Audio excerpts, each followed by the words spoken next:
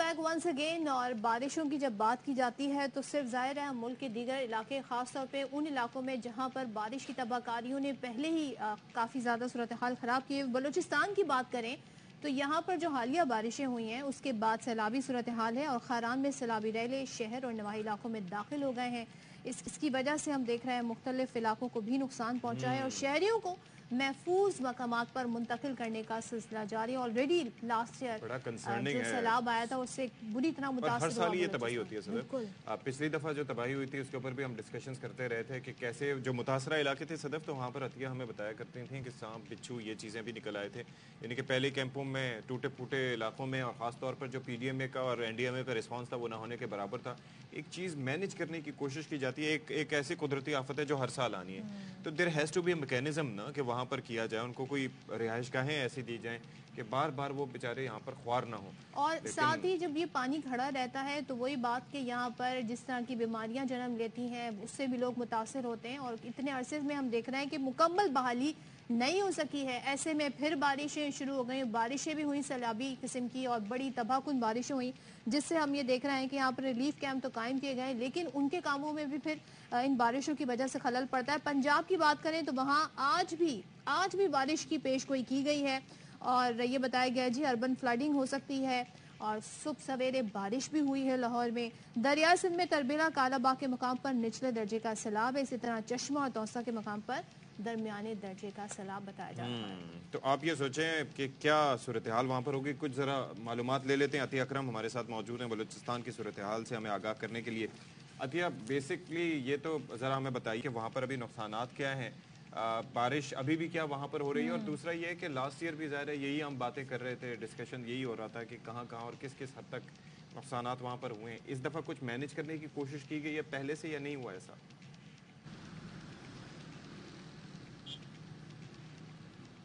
اچھا ایسا ہے اشفاق، آج سب سے پہلے سٹارٹ لیتے ہیں پی ڈی ایم اے کی جاری کردہ رپورٹ سے.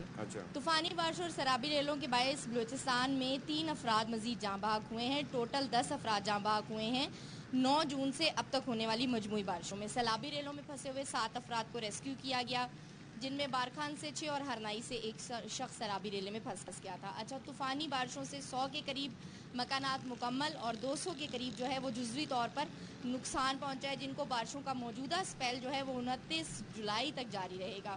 اور گزشتہ 24 گھنٹوں کے دوران کوئٹہ، سبی، بارکھان، چمن، تربت، کلات، پنجگور، واشک، لورلائی، مسلم باغ، خاران اور تقریباً تمام ہی صوبوں میں مزید بارشوں کی پریڈکشن دی گئی ہے.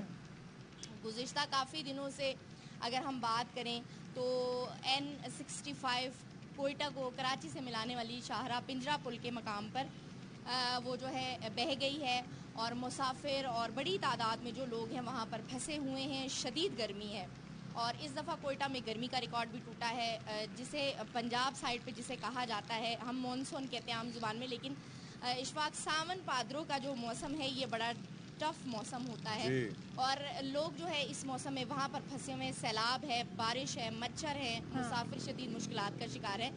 N95 کے حوالے سے جو ہماری صوبائی حکومت ہے اس کا کہنا یہ ہے، آج جو ہے وہ ایک توجہ دلاؤ نوٹس جو ہے وہ سینٹ میں دنیش کمار سینیٹر جو ہیں انہوں نے توجہ دلاؤ نوٹس دیا ہے کہ جناب پچھلے سال بارشوں میں NHA نے جو ہے وہ کوئی کارکردگی نہیں دکھائی. کروڑوں روپے کا فنڈ جو ہے وہ اس پہ لگا جو کرپشن کی نظر ہو گیا اور یہ پل بار بار چھوٹی بڑی بارشوں میں جو ہے وہ بہہ جاتا ہے.